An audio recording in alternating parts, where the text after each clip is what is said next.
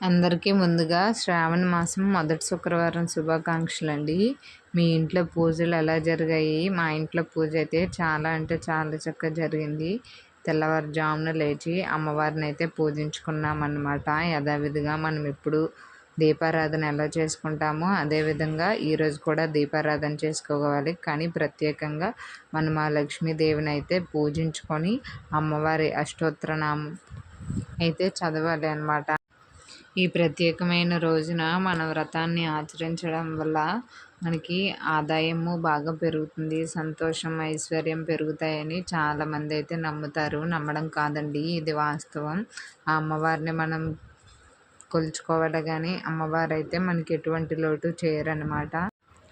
సంతాన సౌభాగ్యం కూడా లభిస్తుందని చాలామంది అయితే నమ్ముతారు. అయితే ఏంటంటే పౌర్ణమికి ముందు వచ్చే శుక్రవారం రోజున వరలక్ష్మి వ్రతాన్ని ఆచరించడానికి కుదరని వారు ఏం చేస్తారంటే మిగిలిన 3 శుక్రవారాల్లో ఏ శుక్రవారం అయినా సరే అమ్మవారిని పూజించుకోవచ్చు అన్నమాట. ఈ సంవత్సరం ఏంటంటే మొత్తం మనకి 5 శ్రావణ శుక్రవారాలు అయితే వచ్చాయి.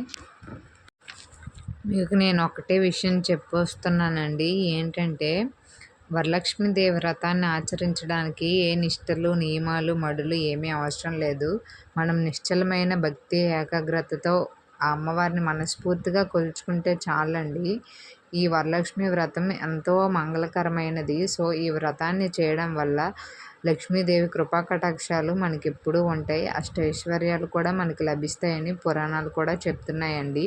ఇది ఇప్పుడెప్పుడు కాదు, మన పూర్వకాలం నుంచి స్వయంగా శివుడు పార్వతీదేవికి చెప్పిన వ్రతం అన్నమాట. ఈ అమ్మవారి పూజ మనం ఎలా చేసుకోవాలంటే ముందుగా మనం ఇంటినంతా కూడా నీట్గా శుభ్రం చేసుకోవాలి. నీట్గా శుభ్రం చేసుకున్న తర్వాత పూజ గదిలో ఒక చోటు ఎక్కడైతే మనం అమ్మవారిని పూజించాలనుకుంటున్నామో అక్కడ అలిగిపెట్టి చక్కగా అమ్మవారికి అయితే ఒక ముగ్గు అనేది వేయాలి. సో ముగ్గు వేసిన తర్వాత ఏంటంటే ఇక్కడ ఒక పీట, అదే ఏమంటారు, పూజ మందిరంలో ఒక మండపాన్ని ఏర్పాటు చేసుకొని ఈ మండపం పైన బియ్యం పిండితో ముగ్గు వేసుకోవాలి. ముగ్గు వేసుకున్న తర్వాత మనకి పూర్వకాలంలో సాక్షాత్తు కలశంనే సాక్షాత్తు అమ్మవారి అని కొలిచేవారు అనమాట.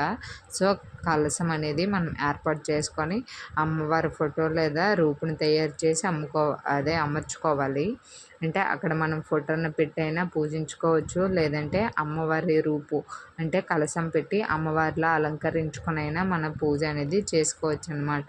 ఇంకా పూజ సామాగ్రికి కావాల్సినవన్నీ తోరాలు, అక్షింతలు, పసుపు, గణపతిని ముందుగానే సిద్ధం చేసుకొని ప్రసాదాలు, నైవేద్యాలు, ఇంకేమేమి అవసరం ప్రతి ఒక్కటి కూడా ముందుగానే అమర్చి పెట్టుకొని ముందుగా అయితే మన ప్రథమ పూజ్యుడు ఉన్నాడు కదండి, మన గణపయ్య విఘ్నేశ్వర స్వామిని అయితే మనం ఫస్ట్గా పూజించుకోవాలి. ఆ స్వామి వారికి పూజ అయిపోయిన తర్వాత మనమైతే పూజని స్టార్ట్ చేసుకోవచ్చు. నెక్స్ట్ శుక్రవారం లాగ్ ఏంటంటే వరలక్ష్మి వ్రత కథ అయితే చెప్పుకుందాం. అంతవరకు మన ఛానల్ని అయితే వాచ్ చేయండి.